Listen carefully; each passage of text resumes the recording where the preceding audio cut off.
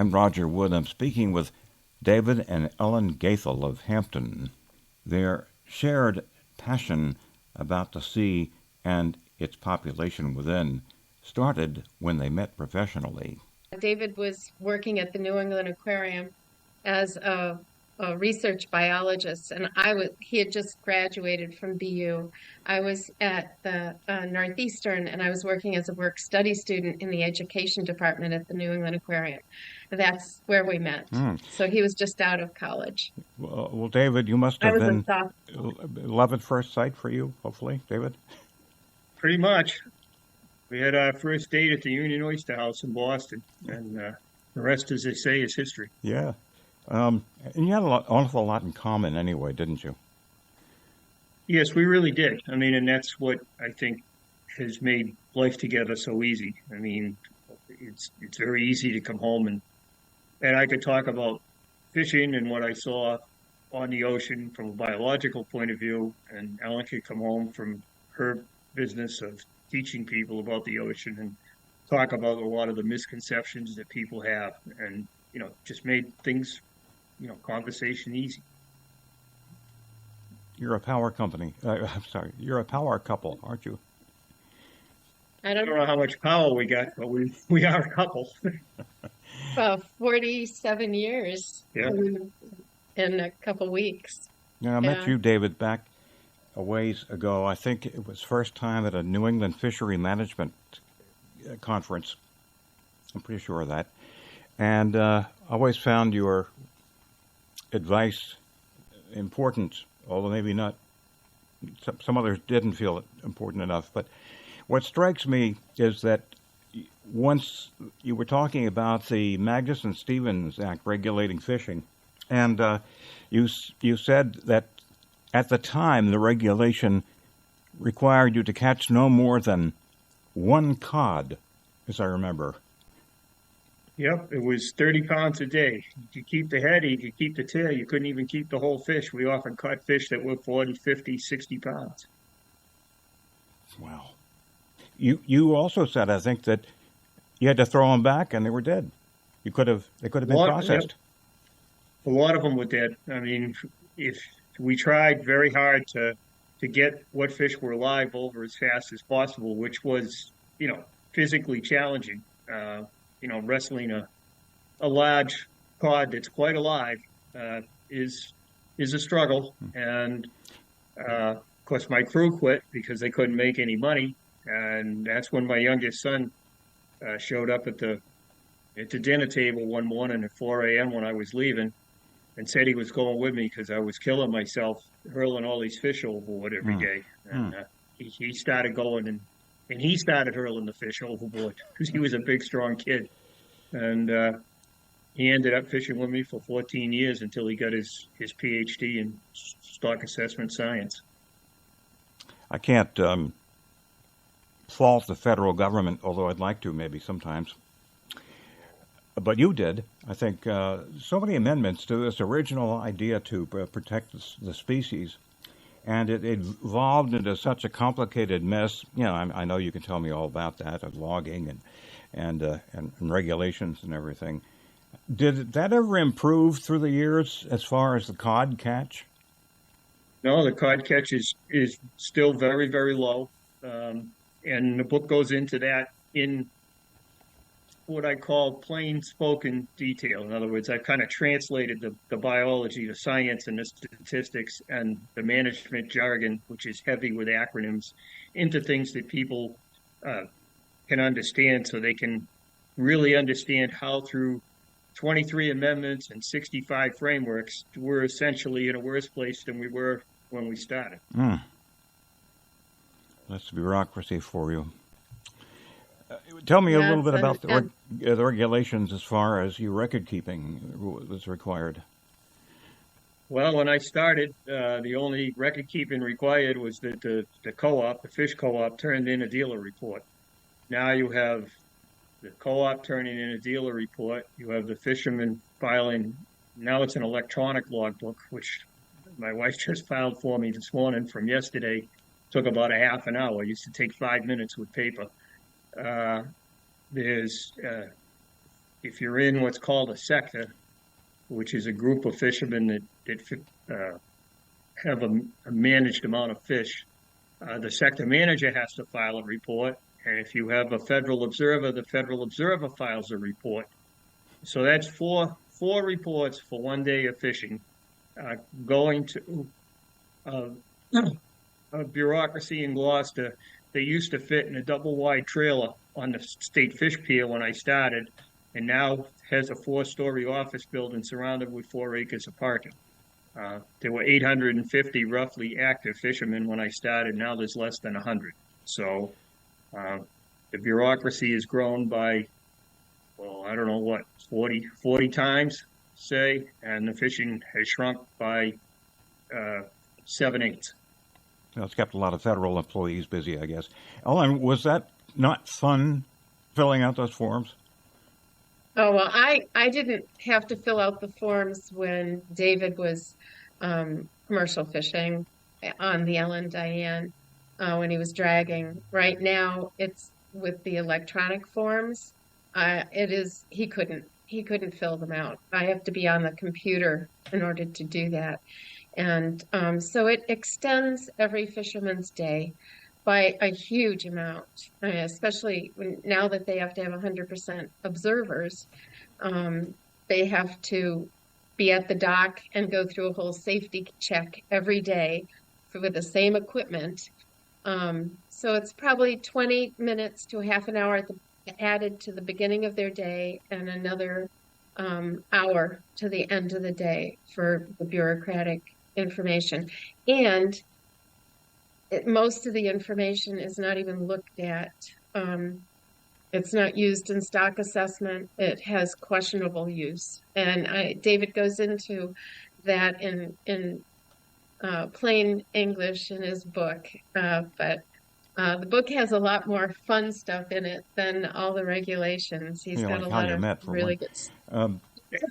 Yeah, there's a lot of sea stories. I mean, I think that's, what a lot of people will find interesting and entertaining.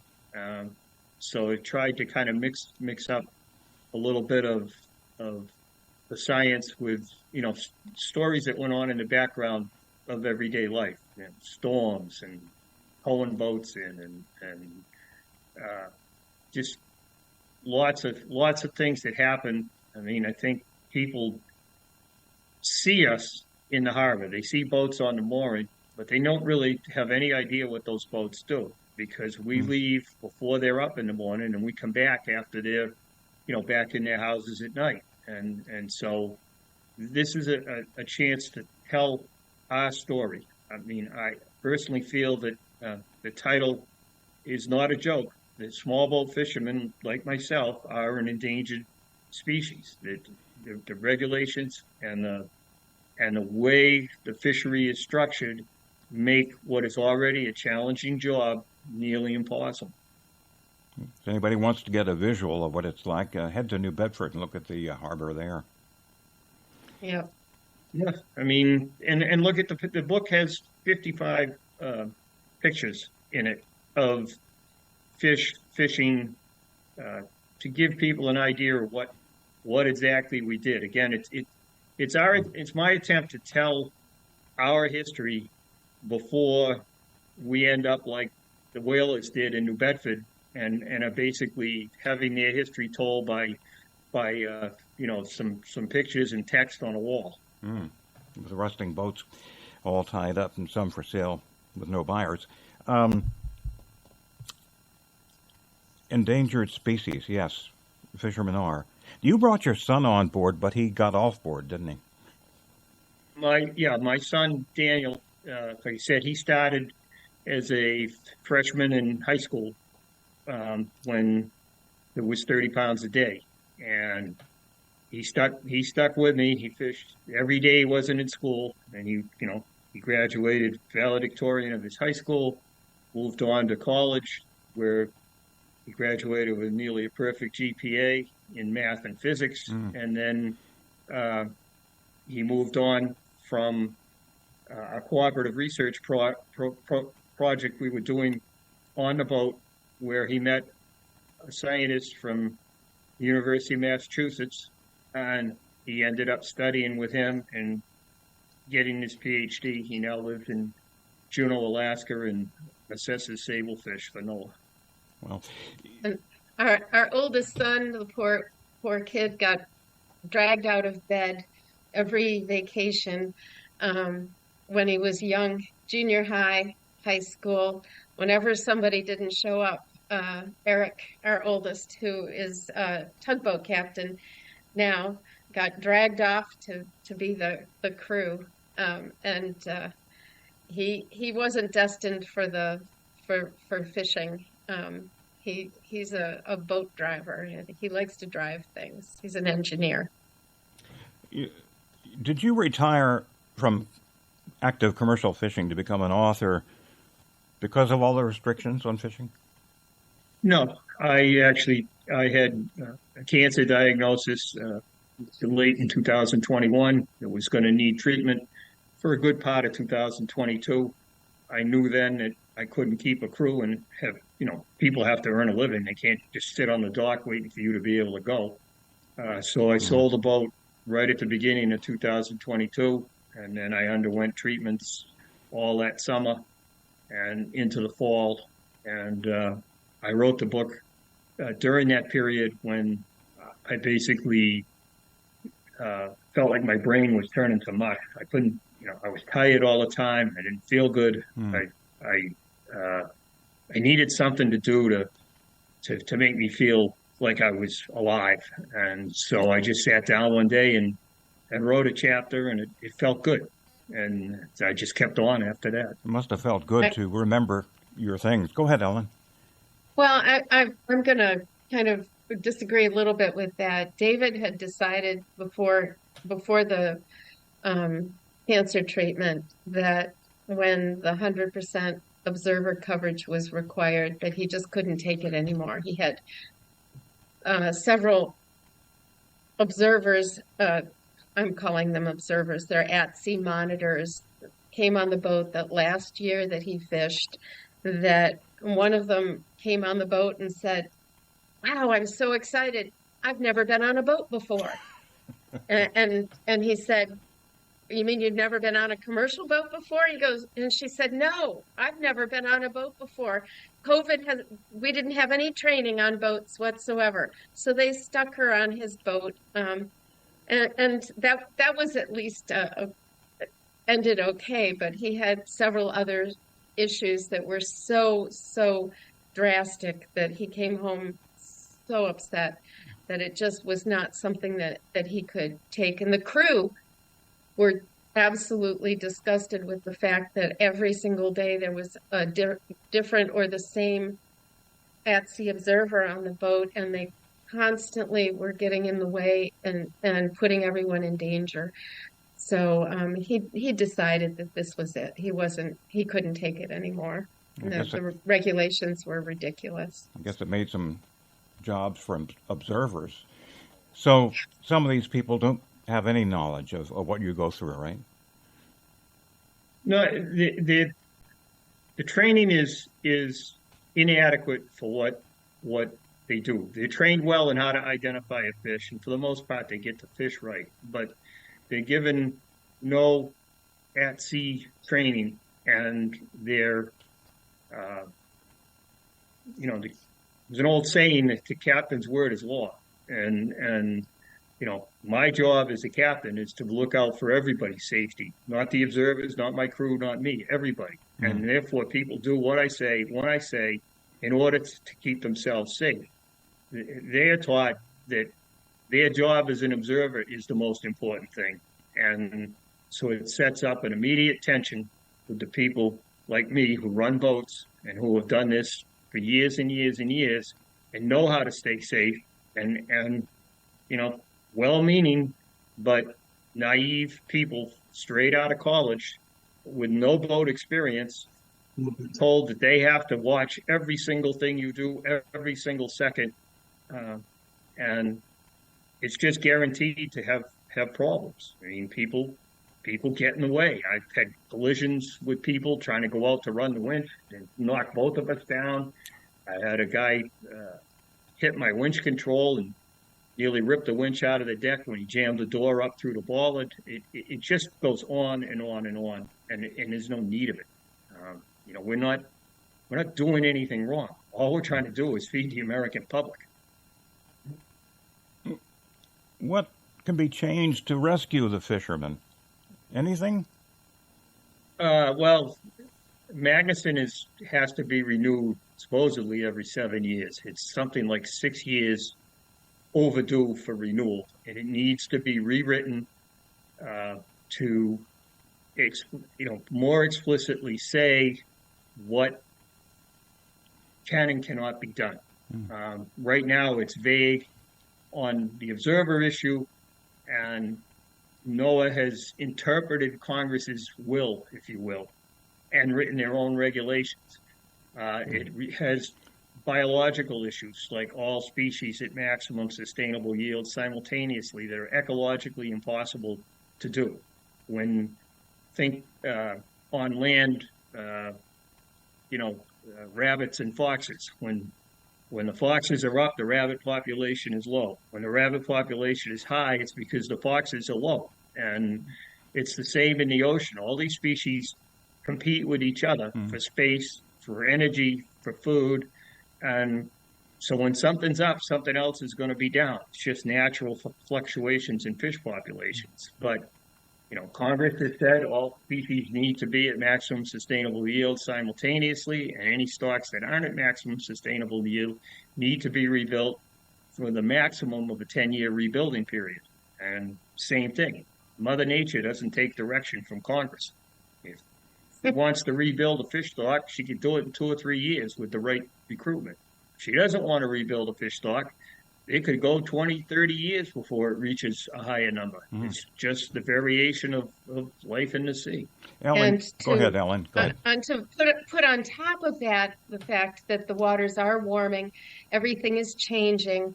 You can't expect the oceans to look like they did 400 years ago, and that's what Magnuson is built towards.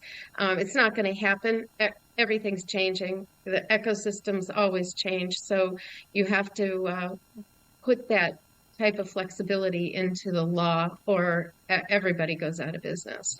You kind of stole my question, Ellen, because I was going to ask you if climate change, alleged climate change, is changing the fish population in the water or where they are. It's changing where they are, what food they have available to eat at different stages in their life cycle, which changes the viability of the fish themselves. So if the fish are hatching in their old haunting grounds, the eggs are hatching, but the temperature is not the right temperature for their food to be hatching, you have a disconnect, and you can have some major population shifts.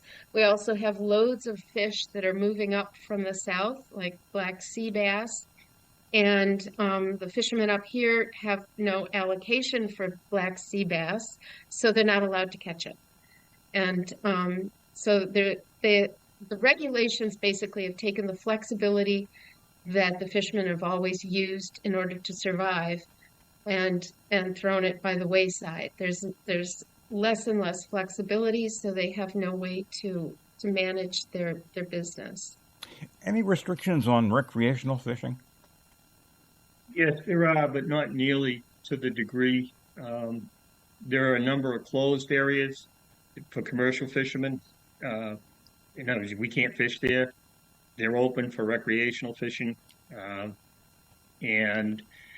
they do have restrictions, size limits, bag limits. For example, with cod now, they're only allowed to keep 1 cod a day for 6 weeks a year. The rest of the time, if they catch cod, they got to throw them over.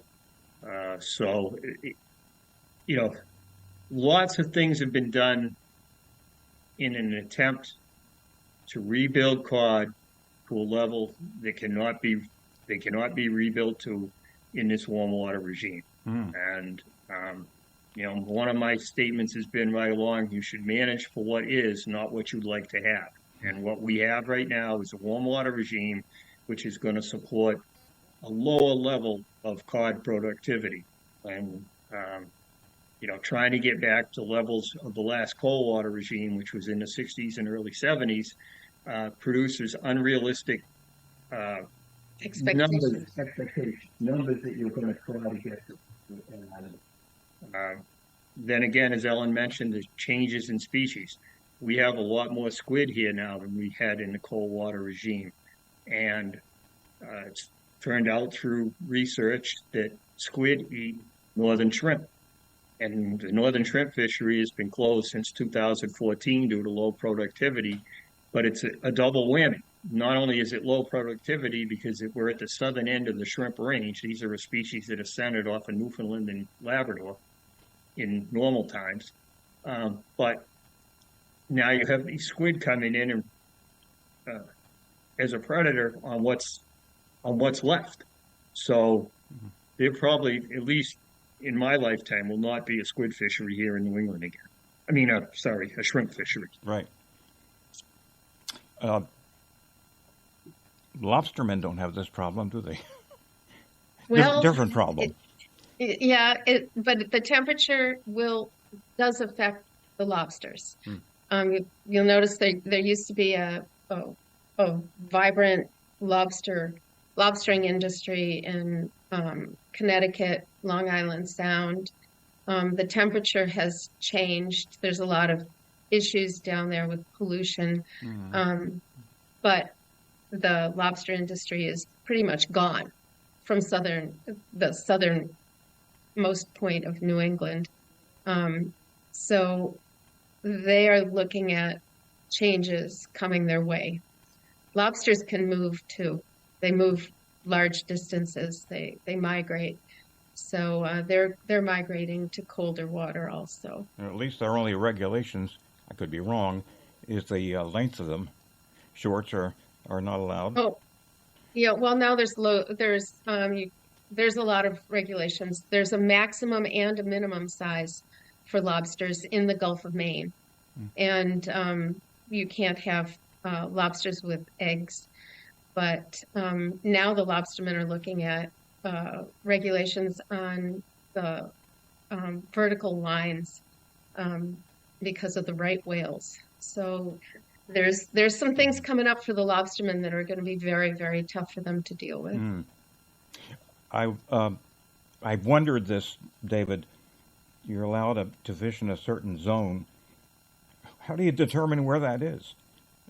Through electronics, or there's no line drawn on the ocean? Drawn up charts with lines all over it. So you have quotas of species that have different populations. So for cod, right now there's only 2, but that's going to change through cooperative research that I actually worked on with a lot of other people to 5. And so I have no Georges Bank cod to speak of, so I can't fish on Georges Bank. I have Gulf of Maine cod, so I'm basically confined to the Gulf of Maine. But we have to report catch by what they call statistical areas. And they provide charts of the statistical areas, and every time you change from one area to another, you're supposed to file another report.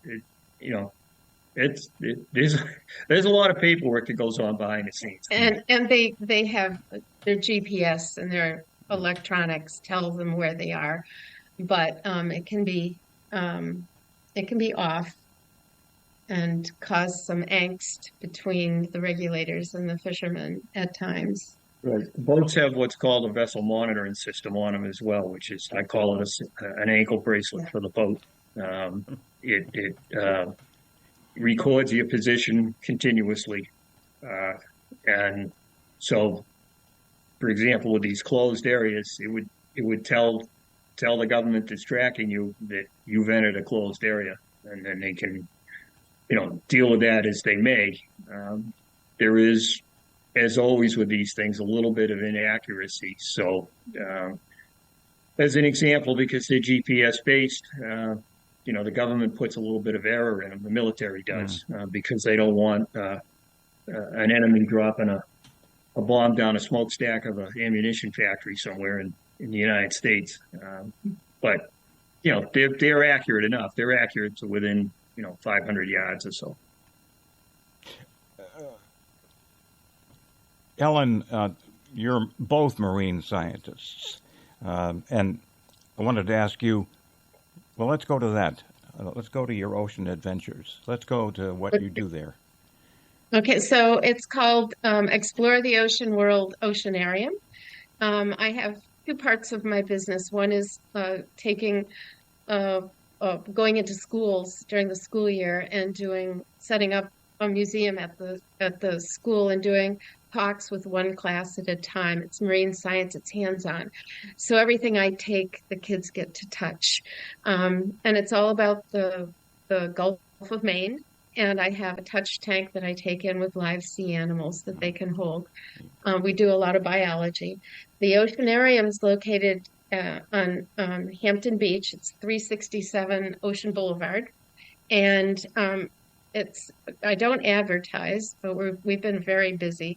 We've been there for 11 years. It's north of the main part of the beach, so we're not right down near the stage. We're up towards Church. We're just up north of Church Street, and I have biologists who work there. When people come in, they buy a ticket. It's a natural history museum, but it's hands-on. You get to touch everything, and when people come in, they get a tour. We have animals that are brought in from the commercial fishermen from Portland to Boston. I have all sorts of different things. This time of year, we're closed. We're open from Memorial Day to Labor Day, and we're busy. David and I have been busy taking the animals and putting them back in the ocean. So they are returned every fall, and every spring we get new animals. This year we had orange lobsters, we had blue lobster, we had calico lobsters, deep sea red mud stars, red crabs from thousands of feet down. So we have some really bizarre looking animals, and it's really fun. Do you have a website? It's exploretheoceanworld.com. David, and we're number 2 of things to do in Hampton Beach, on TripAdvisor. Number 1 is the beach. So we're number 2 to the beach. I can take that. Yeah, not bad. David, do you ever go out in the ocean, just for fun? Yes.